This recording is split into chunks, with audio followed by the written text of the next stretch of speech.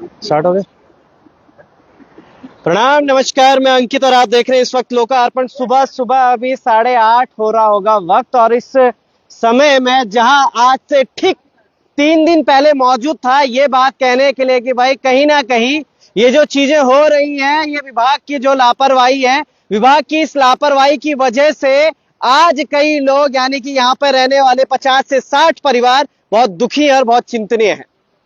आज वो तीसरा दिन है और इस तीसरे दिन की मैं तस्वीर आपको दिखाता हूँ। कैमरामैन को बोलूंगा जरा पीछे मुड़िएगा और देखिएगा, ये देखिएगा, यही मैंने आपको उस दिन पहले भी दिखाया था और समझाने की कोशिश की थी कि भाई विभाग द्वारा इन सब पर अगर रोक नहीं लगाई गई तो शायद कहीं ना कहीं ये जो चीजें ये अंदर गांव में घुसेंगे और ऐसी स्थितियां कर देंगी जिन स्थितियों पर ना तो ग्रामीण अपने आप सो पाएगा और ना अपने बच्चे को सुला पाएगा, ना अपने धान बचा पाएगा। ये देखिएगा, ये धान भी यहाँ पे थी, पूरा अंदर पानी आ चुका है। ये कल का मंजर था यहाँ पर। अभी ये जो पानी है थोड़ा सा कम जरूर हुआ है, मगर ये देखिएगा, ये ग्रामीण आज भी अपने चेहरे पर चिंता लेकर यहाँ पे इसलिए खड़े हैं कि कहीं ये पानी दोबारा तो नहीं बढ़ रहा है। अपने आप से कुछ व्यवस्थाएं करने की कोशिश कर रहे हैं, मगर वो भी क्या करें, क्योंकि इस बहाव को देखिए, इस बहाव को देखिए। ये कम से कम यहाँ से लगभग माल देवता में कल बादल फटने से तब ये सारा पानी यहाँ पे इतना बढ़ता हुआ आया है। वो जो ढेर वहां पे पेड़ों की लगी हुई है वो ये जरूर जता रहा है कि कहां से आखिर कितने बहाव में ये जो पानी है, ये जो जल स्तर है, ये बड़ा होगा। जिसके ऊपर अभी हम खड़े, ये भी बहुत ज्यादा रिस्की यहाँ पे हो रखा है। हम बस ये है कि भाई खबर करने के लिए यहाँ पे आए, इस वजह से यहाँ पे पहुंचे, वरना जितने भी खदरी के लोग हैं या फिर जो भी मुझे अभी देख रहे हैं वो यहाँ ना पहुंचे, क्योंकि ये यहाँ ज्यादा रिस्की हो सकता है। ये हमारे दादाजी है हमारे साथ, अरे हमारे भाई साहब, भाई साहब क्या कुछ कहेंगे? भाई साहब कहना क्या है, दादाजी इन्हें आ जाओ भाई। बहुत बुरे हालात हैं। आप देख पा रहे होंगे कि ये जलधारा कितनी ज्यादा आ रही है। हाँ, आपको पता ही है कल माल देवता में जो है लैंडस्लाइड हो गया था, बादल फटा, उसका ये तेज फ्लड यहाँ पर आ रहा है। और आप जैसे कि देख पा रहे हैं, ये देखो यहाँ पर ये हमारे जो किसान भाई हैं, इनकी जो है जमीन पे लगातार कटान हो रहा है, ठीक है, और फसल जो है खत्म हो चुकी है। खदरी की जनता जो है बहुत परेशान है। ये सुबह सुबह इतने सारे ग्रामीण ये देख पा रहे हैं, आप देखो, ये सीधा आ गए सुबह सुबह देखने के लिए कि भाई क्या हो रहा है यहाँ पर, कैसे होगा, हम किस तरह से अपनी जीवन का बचाव करेंगे। तो सर मैं ये कहना चाहता हूँ कि शासन प्रशासन, हमारे जनप्रतिनिधि कृपया इस पे ध्यान दें, ताकि जो है यहाँ पर आगे जाके इस तरह का कोई नुकसान ना हो। बिल्कुल सही बात बोली। आप क्या लगता है कौन क्या होगा इसके पीछे कारण, क्यों इतना बड़ा ये इतना बड़ा पैच टूटा हुआ था? ये आज का नहीं है, हम इसे कई सालों से भी देख रहे हैं। तो इससे पहले ये बरसात का आने का इंतजार कर रहे थे विभाग वाले भी या फिर जनप्रतिनिधि भी कि एक बार बरसात आ जाए तो मुआवजा के लिए हम सब लोग मौके पर पहुंच जाए। सर दरअसल ये है ना, ये शासन की नाकामी है, जिस कारण से, अब ठीक है हमें पता है कि ये बहुत पुराने पुस्ते हैं, पर इसका नवीनीकरण तो हो सकता था। कुछ नहीं है, कोई ध्यान नहीं दिया जा रहा है प्रशासन की ओर से। बस मेरे को लगता है कि उत्तराखंड में अगर आपको बजट लाना है तो बजट लाने के लिए सबसे पहले ऐसे इन बाउंड्रियों को तोड़ दीजिए, क्योंकि मुआवजे के नाम पर बजट तो मिल ही जाएगा। मुआवजा वैसे मिलता तो है नहीं ग्रामीणों को। अगर अब इस व्यक्ति ने कम से कम नहीं भी तो यहाँ पे 10 से 20 हजार रुपए अपने लगाए होंगे, इस पूरे खेत में धान की रुपाई करी होगी, हर एक चीज किया होगा, आज इसका मुआवजा देने वाला कौन है? फिर दूसरी बात, चलिए ये धान तो छोड़िए, ये जो रेत अंदर घुस गई है इस वजह से इनका क्या स्थिति है यहाँ पे, और इसको निकालने के लिए भी चाहिए होगा इनको तमाम चीजें। और हाँ, ये हमारे साथ हमारे मित्र है, हमारे भाई, ये इन्हीं की खेत है। ये आपका खेत है भाई? तो जब ये पुस्तर उड़ा तब भी तो आपने बात करी होगी। मैंने असल में क्या है कि मैंने जब पिछली बरसात निकली थी, पिछली बरसात जैसी खत्म हुई थी, उसी टाइम मैंने अपने जनप्रतिनिधि को बोल दिया था कि इस बार जो है कि सौंग की टक्कर यहाँ पर है, 100% है कि यहाँ पे नुकसान जरूर होगा। बिल्कुल, इससे ज्यादा हम किसी को कुछ नहीं बोल सकते। बिल्कुल, ठीक है। तो फिर उसके बाद आपने, उसके बाद उनका रवैया क्या था? उनका रवैया ये था कि इसमें जो है कि काम हो जाएगा, मलबा उठा के इधर डालेंगे, ठीक है, हम भी संतुष्ट होगा कि चलो काम हो जाएगा, बच जाएगा, लेकिन ऐसा कुछ नहीं हुआ।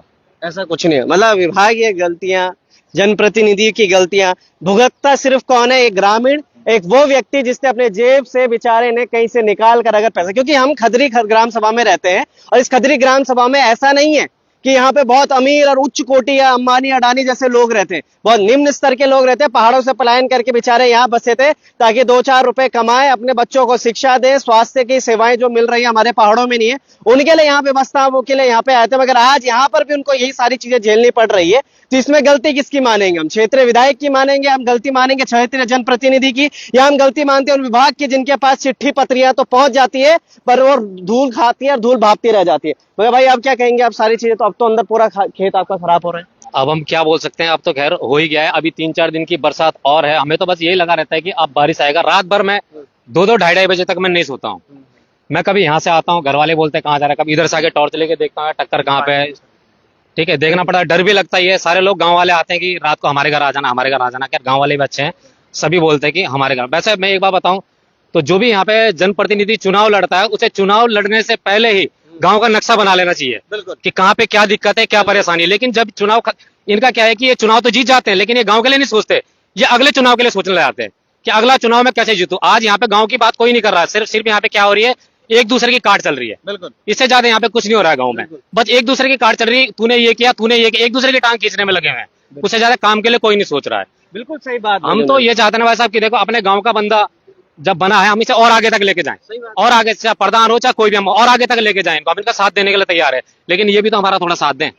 बिल्कुल सही बात बोली उन्होंने। चुनाव के दौरान आप अपना मैनिफेस्टो तैयार करते हैं, 20, 22, 25, 30 आप एक मैनिफेस्टो में अपने पॉइंट्स लिखते हैं। वो मैनिफेस्टो में वो पॉइंट्स होते हैं जो आप अपने घर के चार दीवारी में बैठ कर करते हैं। शायद इन लोगों से अगर पूछा जाए तो ये वो लोग हैं जो आपको बताएंगे कि असल में ग्राम सभा के अंदर किस प्रकार के जो मुद्दे हैं वो चल रहे हैं, कौन कौन से मैनिफेस्टो में आपको अपने मुद्दों को रखना चाहिए। मैं किसी जनप्रतिनिधि की यहाँ पे बुराई ना तो कर रहा हूं ना काट करते हुए, मगर ये जनता है, ये सब जानती है कि अगर वोट दिया है तो वोट का हक लेना भी जानती है। मगर भाई अब तो वोट दे दिया, चुनाव हो गया, 5 साल के लिए फिर बिठा दिया गया है हर एक जनप्रतिनिधि को। हमें तो खाली देखिए आस है इनसे, पहले भी आस थी, आज आगे भी आस है। हमने इनको एक पढ़ा लिखा अच्छा इंसान समझ के, हमें पता है कि नॉलेज अच्छी खासी है, हम इनको वोट डाल देते हैं। ठीक है, अभी भी हमें आस है कि हमें पता है काम हो जाएगा। बिल्कुल, लेकिन अगर 3-4 दिन के दिन अंदर बरसात आ जाती है और कुछ टूट जाता है, फिर इसकी भरपाई कौन करेगा? वो तो सिर्फ आएंगे यहाँ पे, वीडियो बनाएंगे, चले जाएंगे, लेकिन नुकसान तो हमारा होगा ना, जो हम रात रात भर यहाँ पे सो नहीं पाते हैं। बिल्कुल सही बात है। ये ग्रामीण है और पीड़ित है। अब मैं बहुत बहुत धन्यवाद आप जुड़े रहने के लिए। कैमरामैन को बोलूँ थोड़ा जूम कीजिएगा, उस पेड़ को देखिए कितना बड़ा वो पेड़ है, उसकी जड़ें यहाँ से इतनी दिख रही हैं, तो यहाँ से लगा लीजिए, लगभग नहीं भी होता 50 मीटर 100 मीटर 50 से 80 मीटर के आसपास वहां तक होगा। उस 50 से 80 मीटर पे ही यहाँ से हमें अगर वो जड़ें, इतनी मोटी जड़ें दिख रही, तो पेड़ कितना विशाल रहा होगा। और इस पानी का बहाव से हम अंदाजा लगा सकते हैं कि कहाँ से बहकर वो यहाँ तक पहुंचा है। वहां भी उस क्षेत्र में आप देखेंगे, वो एक गाँव है, टेरी फार्म वहां बोला जाता है, वहां भी लोग ऐसे ही परेशान है, ऐसे रोते हुए नजर आ रहे हैं कि भाई आखिर किस तरीके से। हालांकि इस पानी ने, परसों जब मैं दिखा रहा था, ये जो टक्कर थी ऐसे होके इधर आ रही थी, मगर आज इस टक्कर ने थोड़ा सा सीधा रुख जो जरूर ले लिया है, मगर ये टक्कर सामने पड़ रही है।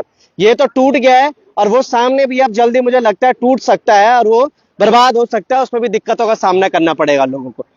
चल रही है लगातार, यहाँ पे परेशानियां हो रही हैं, मगर ग्रामीण आज भी विभाग के दरवाजे खटखटाते हुए, विभाग के लिए ये बोलते हुए कि भाई कभी तो हमारी सुन लो और कभी तो समय पर काम कर लो। ये भी ज्यादा समय टिकने वाले नहीं है, क्योंकि पानी लगातार काट रहा है और काटते काटते काटते काटते अंदर ऐसे चला जाएगा। ये स्थितियां खदरी श्यामपुर की यहाँ पे हो रखी हैं। अब हम आपको सीधा माल देवता लेके जाएंगे, और माल देवता में क्या इस टाइम पे परिस्थितियां हो रखी है बादल फटने की वजह से।